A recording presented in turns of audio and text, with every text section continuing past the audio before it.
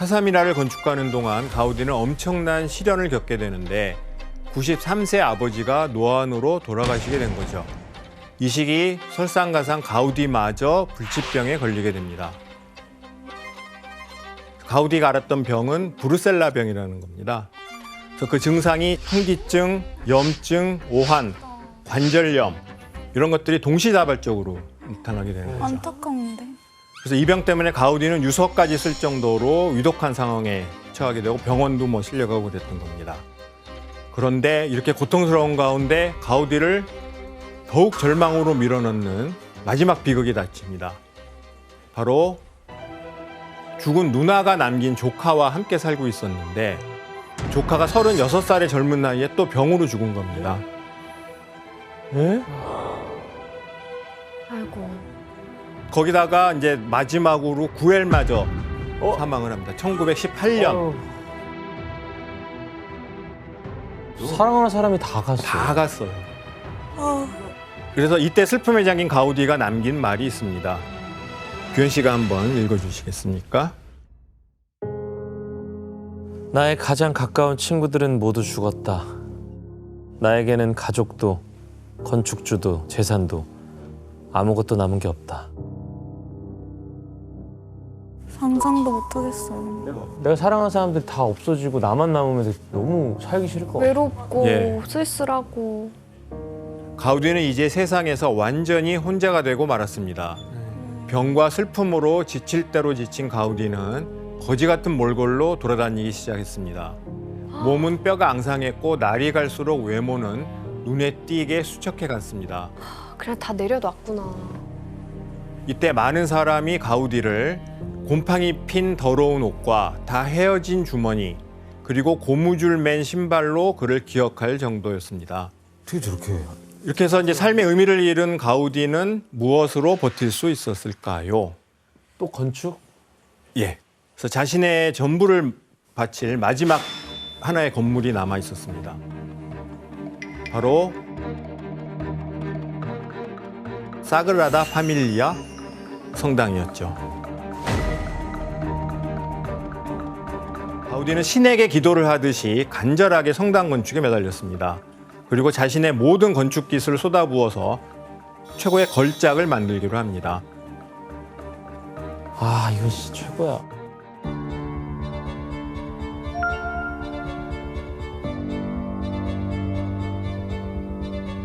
아 죽인다.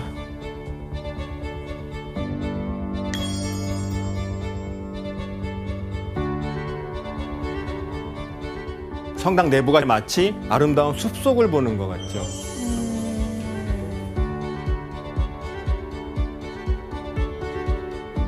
그래서 일단 보면 이제 실내 분위기를 먼저 보시면은 기둥과 요게 나뭇가지를 흉내낸 거거든요.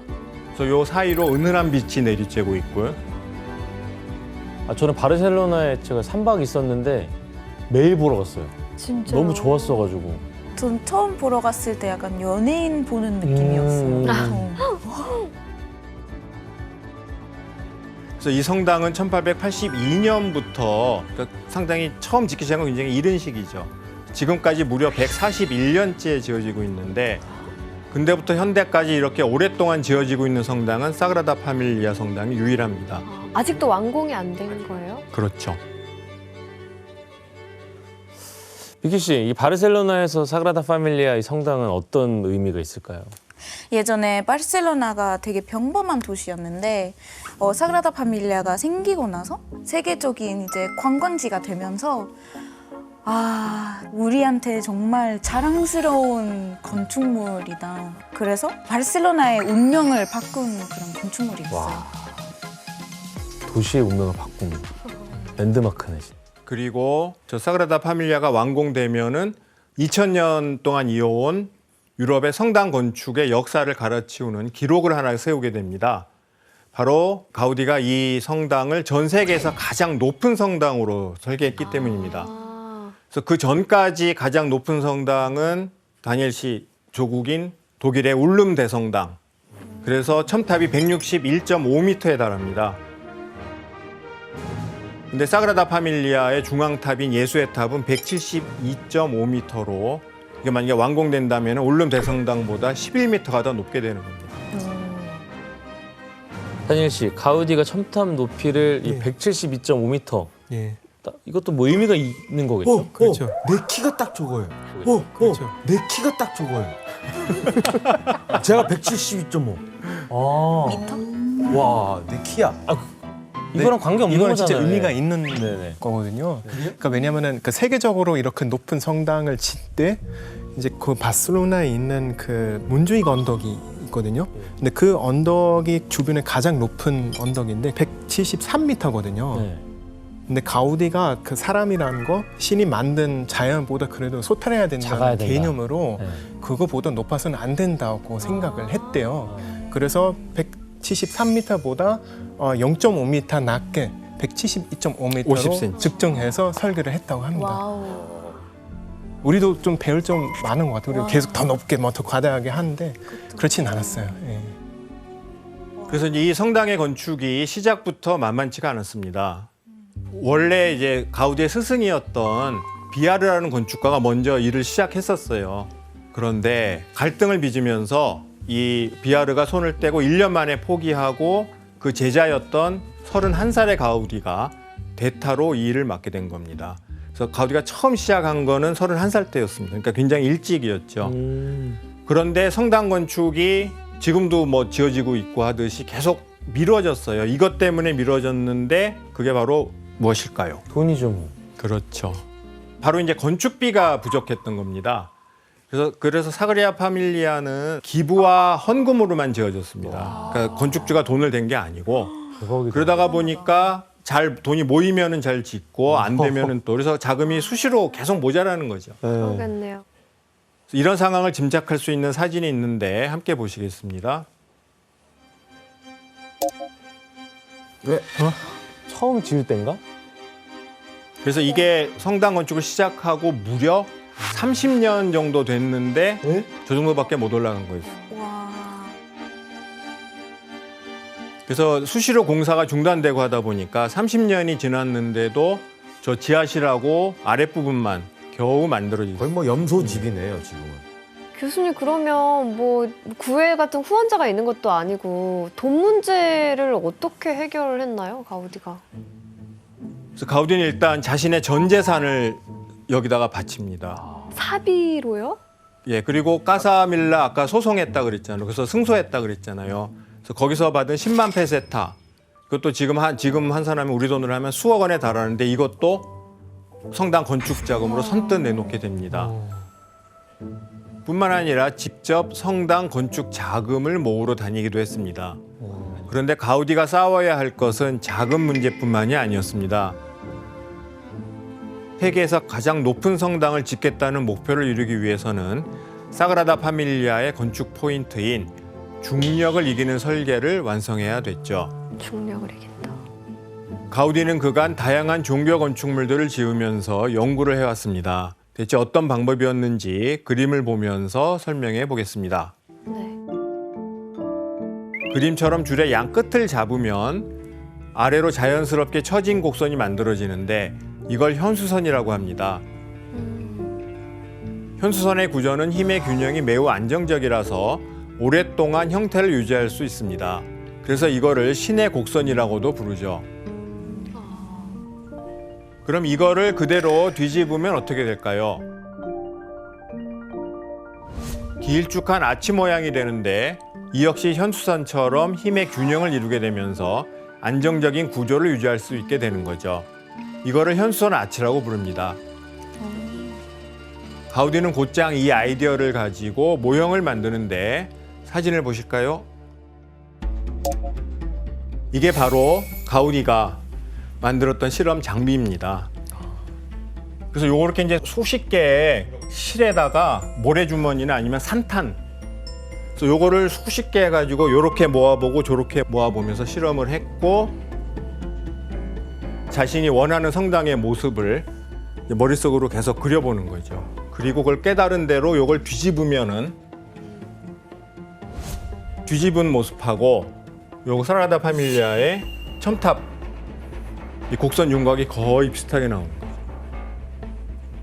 그래서 이때 이제 현수성 구조로 이 거대한 건물의 하중을 버틸 수 있게 되면서 사그라다 파밀리아의 높은 첨탑을 안정적으로 만들 수 있게 됐습니다.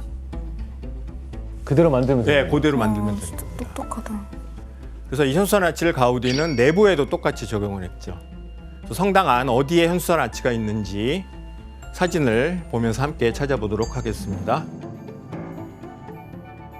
이 현수선 아치가 어디 보이세요? 위쪽에. 그렇죠. 가우디는 기둥과 현수선, 나뭇가지 모양을 전부 구조 해결을 위해서 우선 쓴 거죠. 그래서 이 구조 덕분에 위에 첨탑부터 시작해서 천장의 무게를 안정적으로 지탱을 하게 된 겁니다. 이 현수선의 원리를 듣고 가서 저 성당을 보면 예. 진짜 신기할 것 그러니까 같아요. 그 곡선이 왜 나왔는지를 일단 형태적으로도 아름다운데 그게 구조를 해결하는 과정에서 나온 거니까 더 의미가 있는 거죠. 그래서 이를 통해서 가우디는 전 세계에서 최초로 현수선 아치를 이용한 초고층 성당을 건축하게 된 겁니다. 근데 놀라운 거는 이제 이것뿐만이 아니고 우리가 외관에서 보듯이 성당에 가까이 가보면은 더 놀라운 장면들이 있게 됩니다. 바로 가우디가 예수의 일생을 이 성당에 담아내려고 했던 겁니다.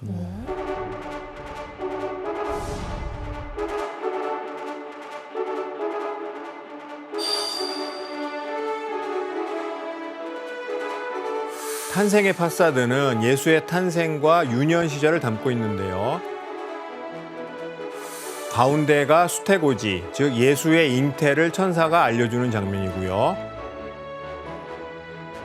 아기 예수가 탄생하고 동방 박사들이 경배하는 모습들이 담겨져 있습니다. 조각상 하나하나가 다 예술이다. 아, 말도 안 돼요. 야, 정말 진짜 화려하다. 죽인다, 죽인다. 그래서 해가 떠오르는 동쪽에는 예수의 탄생을 담은 파사드를, 서쪽에는 예수의 순환을,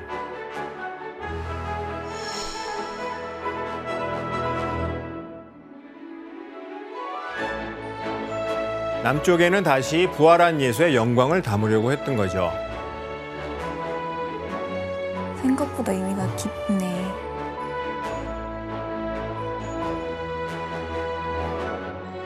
근데 교수님, 가우디는 왜 성당 정면에다가 막 이렇게 어떻게 보면 성경 속 장면들을 담으려고 한 거예요? 가우디는 이 성당을 한 바퀴 돌기만 해도 성경을 읽는 것과 같은 효과를 주려고 했던 겁니다. 즉, 이 성당 자체를 돌로 만든 성경으로 기획했던 거죠. 그러니까 이 건축물에 성경을 새겨 넣은 거네요. 그치요. 그리고 다시 정식 문제 나갑니다. 여기서 문제 낼게요. 이게 이제 성서에서 아기를 죽이는 로마 병사를 묘사한 조각입니다. 가우디는 무엇을 이용해서 이 조각을 했을까요? 무엇을 이용해서? 정답. 예, 혜성 씨. 혹시 뼈? 비슷한데 약간 오답입니다. 뼈랑 비슷한. 뼈랑 비슷한 거. 설마 아니죠? 왜 이렇게 아니 아니야. 뭐 매운 거 먹었어요? 너무 잔인할. 그 설마가 그 설마. 실제 아이를 본떠서? 아이를 본떠서? 너무 좀 이상한 얘기. 규현 씨 정답입니다. 잔인해. 너무 잔인한. 근데 여기서 그거까지 맞는데 사산한 아기를 구에다가 이쯤 되면은 거의 영적이네요. 좀 광적이라고 할 수 있겠죠. 와. 정말 이 예술가는 아무나 하는 게 아니에요. 그니까요. 그래서 이 시기 가우디는 이제 거의 수도사처럼 지냈다고 합니다. 그래서 돈도 자기 재산도 이제 성당 건축에 다 기부해서 돈이 없으니까 머리와 수염도 몇 달에 한 번씩 밀어서 수염도 덥수룩 했고요.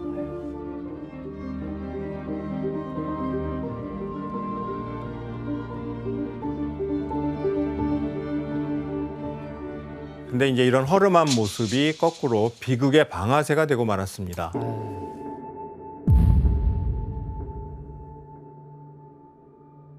가우디는 매일 저녁 오후가 되면은 산책을 나가곤 했는데 1926년 6월 7일 늦은 오후 다시 성당으로 돌아가던 가우디가 길을 건너다가 그만 전차에 치이고 만 겁니다. 그래서 굉장히 심각한 부상을 입었습니다. 근데 당장 병원으로 옮겨야 했는데 사람들은 가우디의 허름한 차림새를 보고 불황자라고 생각을 했다는 겁니다. 그러니까 이제 가우디가 밖으로 잘 사람들한테 자신을 안 드러냈기 때문에 가우디 명성에 비해서 얼굴을 알아보는 사람이 적었던 겁니다. 그래서 외면을 하고 말았고 누군가 이제 치명상을 입은 가우디를 택시에 태우려고 했는데 택시 기사들마저 불황하라고 생각을 해서 여러 차례 승차 거부를 했습니다. 그래서 결국 어떻게 돼서 겨우 병원으로 옮겼는데 병원에서 또 불황자라고 여겨가지고 제대로 된 치료를 못 받고 한쪽 구석에 그냥 방치됐던 겁니다. 말도 안 돼. 예. 그래서 가우디는 3일 뒤 병원에서 조용한 죽음을 맞고 맙니다.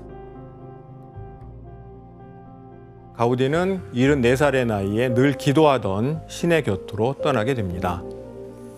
아, 그리고 이제 그의 시신은 마지막까지 매달렸던 사그라다 파밀리아 지하에 묻히게 됩니다.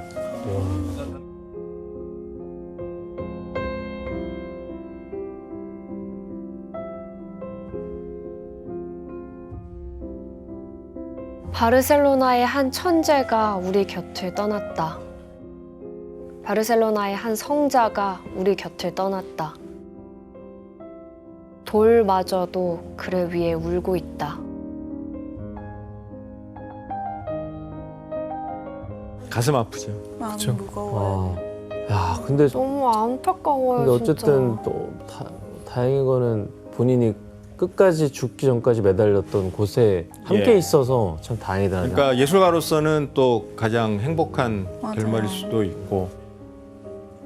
근데 교수님 어쨌든 가우디가 뭐 이렇게 아무 준비도 안 된 상태로 갑작스럽게 이제 세상을 떠났잖아요.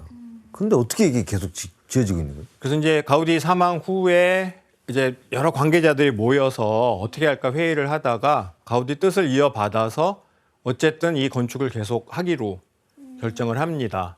근데 문제는 가우디의 일하는 스타일이 이 설계 도면을 안 남기는 스타일이어서 그리고 현장에서 일일이 조율하는 방식이었거든요. 그러니까 뭐 그래서 이제 근데 성당에 모형을 만들어 놨는데 다행히 이게 스페인 내전 때 파괴돼 버립니다. 아유. 그러니까 그 당시까지 가우디가 지어놨던 건물들을 종합적으로 분석을 하면서 역으로 추리를 하면서 이랬을 것이다라고 하다 보니까 속도가 더 더딜 수밖에 없었던 겁니다. 그래서 가우디 이후로 무려 7명의 건축가가 쭉 이어가면서 2023년인 지금까지도 세대를 뛰어넘는 대공사가 이루어지고 있는 겁니다.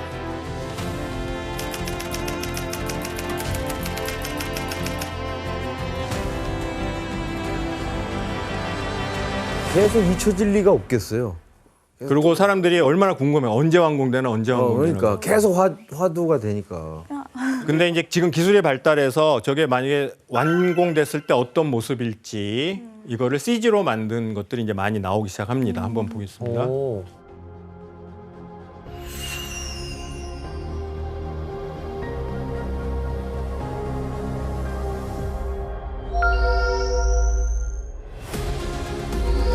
올라온다. 아. 우와. 오. 이렇게 돼야 돼요? 저 중앙에 하얀 제일 높은 게 예수의 탑 172.5m. 아직 멀었네요. 아직 멀어요. 이거는 약간 대형 건설회사 부장님이 우리 저거 2년이면 끝내. 한국 사람 가서 해야겠네요. 지금 기둥이 몇 개야? 저거는 진짜 많이 나왔다. 그래서 여러분들은 이제 바르셀로나의 국적, 인종, 종교, 남녀노소 모두 뛰어넘어서 정말 전 세계인들이 오직 작품 하나 보려고 가우디 건축을 보러 바르셀로나에 찾아오는 이유가 뭐라고 생각하십니까? 가우디의 흔적을 그렇죠. 보고 싶어서. 예.